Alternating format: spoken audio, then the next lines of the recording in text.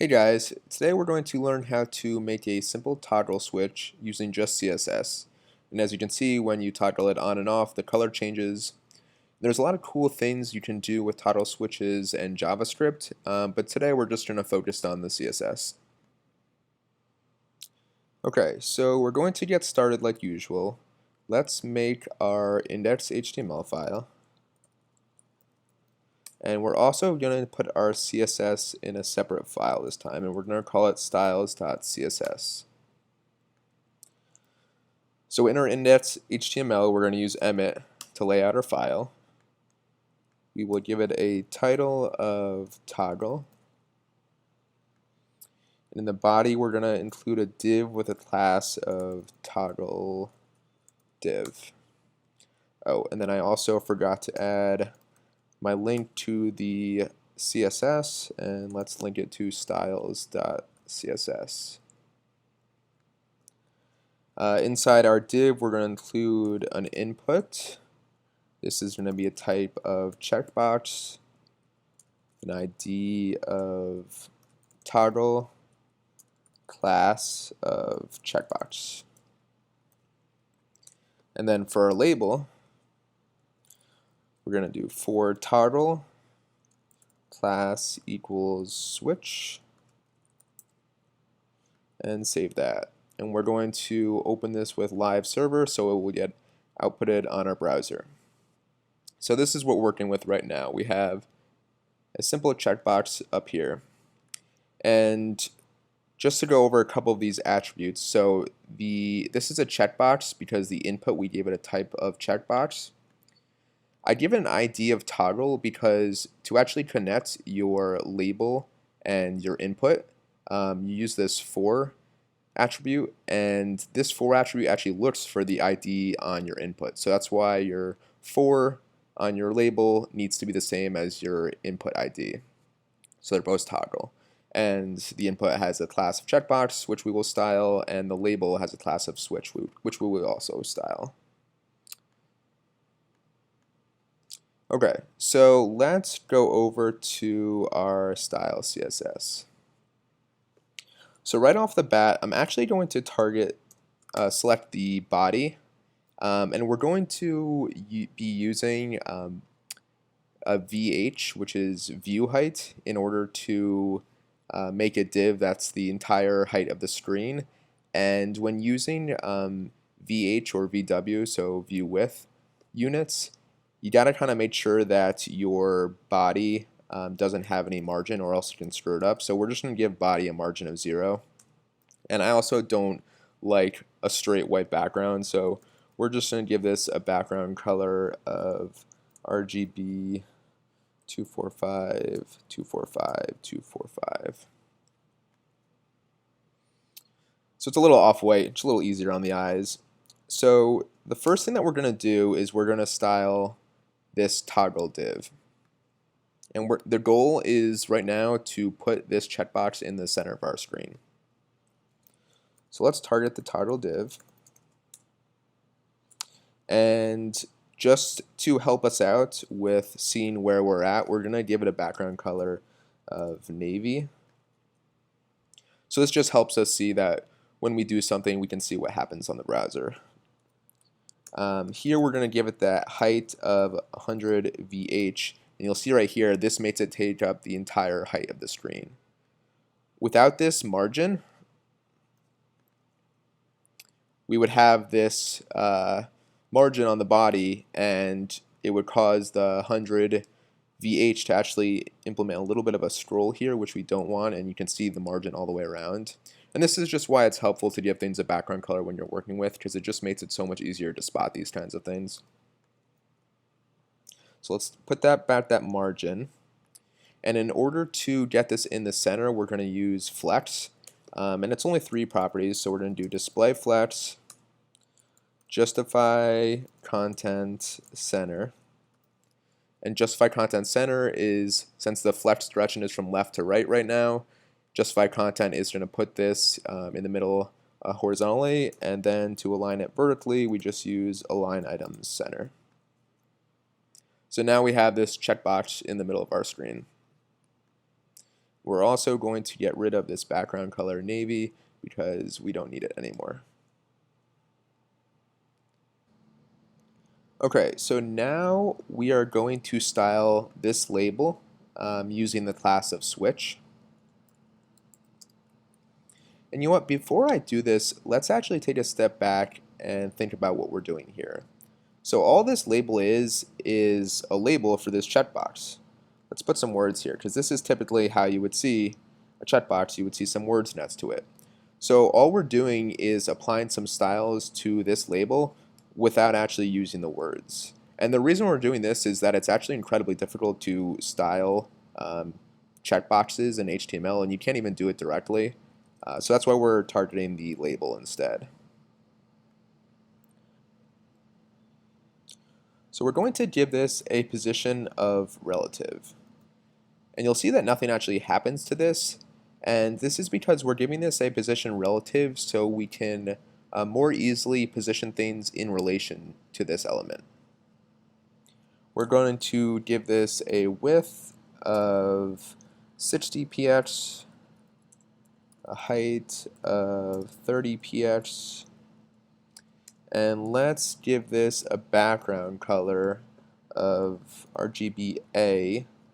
And RGBA allows you to use the fourth argument as an opacity. So let's just give it black with an opacity of 0.25, which is going to make it gray. So this is what we're working with right now. And we want this to be a little more toggle-like, so we're going to give this a border radius of 20 px. There we go, nice and rounded. We're also going to give this property of cursor pointer, which will make it so when we hover over it, we get a little pointer, so it shows any kind of user that this is something that they can click. And yeah, that's it for now for the switch. So now we're going to be using a pseudo element, and I talked about this in a previous video, but we're going to use this after pseudo element. Misspelled switch here. So what after does is it allows you to add in content after a specified element has already been put on the page. So for example, very quickly, let's add in label here again. And if we wanted to add in some content to be shown after label, say we wanted to make this label 2, to use this after, and you'll see that we actually use CSS to put the 2 in here and not even HTML. But the way we're going to use this is not by adding in any kind of like words or anything. We're actually going to use this to place our circle within the label element. So let's get rid of this. And all the pseudo elements need this content field, but we're just going to leave it blank.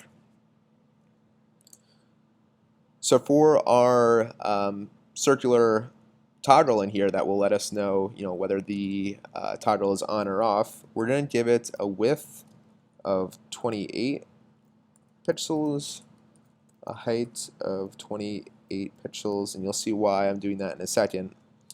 And let's give it a border radius of 50%. And giving something a border radius of 50% is just how you made something into a circle with CSS. And we'll give it a background color of white.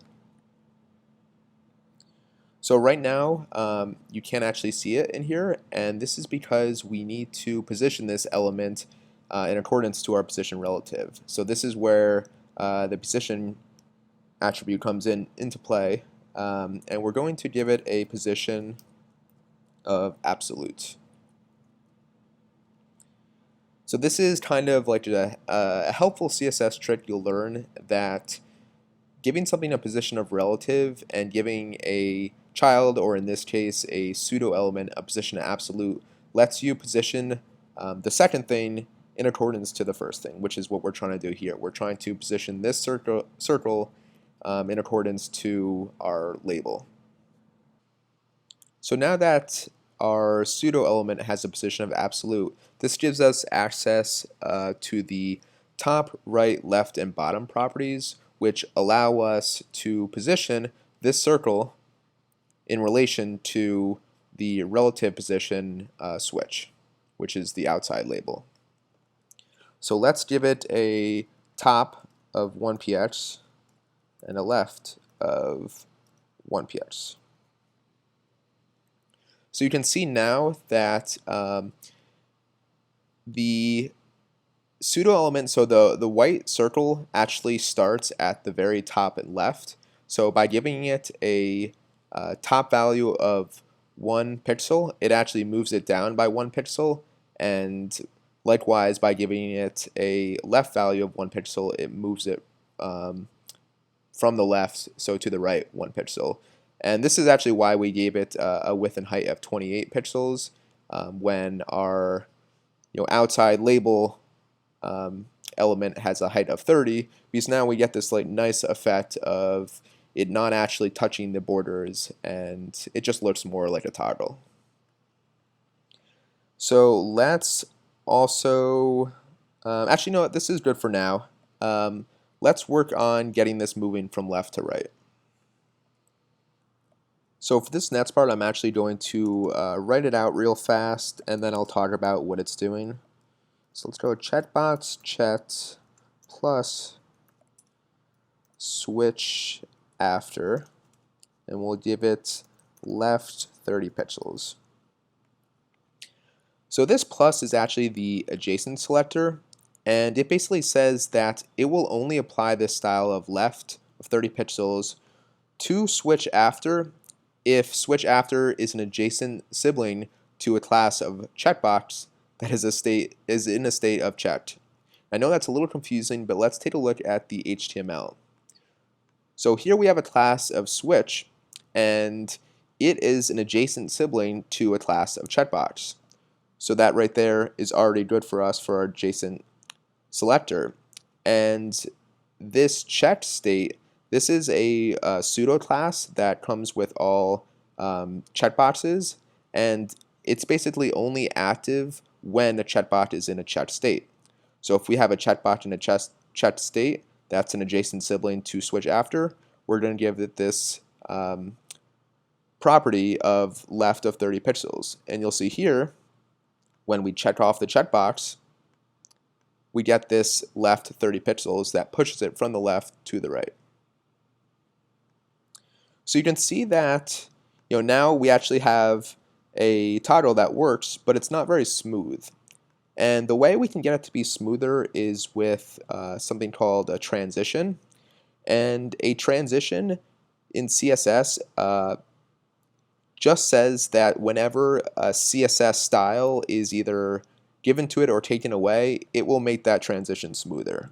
So for our switch after, because this is what's changing, we're changing from left of 1 pixel to left 30 pixels. Let's give it transition.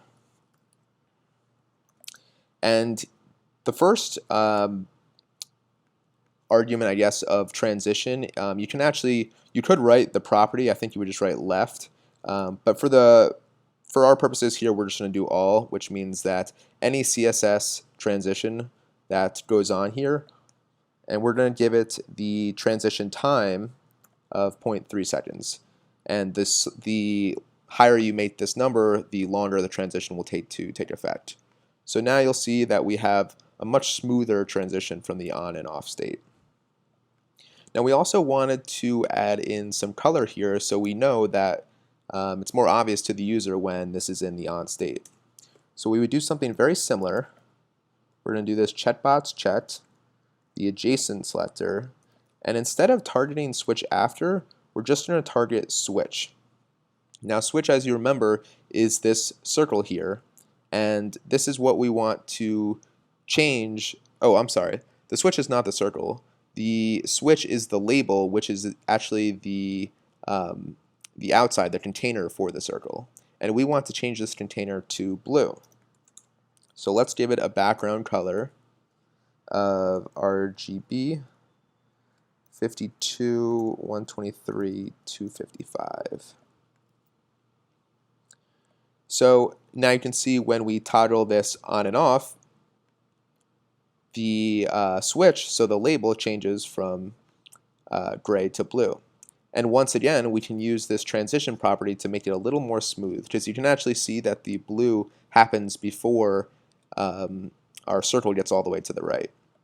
So let's just copy this transition all property and give it to switch as well. So now you'll see that everything looks smooth and we have a nice toggle going. The last thing is obviously this checkbox here, which we don't want to show up, and that is very simple. We will just target the checkbox class and give it a display of none. And there you go. The checkbox has disappeared and now we have a toggle using just CSS. So that's it for today, guys. If this video helped you at all, be sure to like and subscribe. Let me know if you have any questions in the comments, and I will see you next week.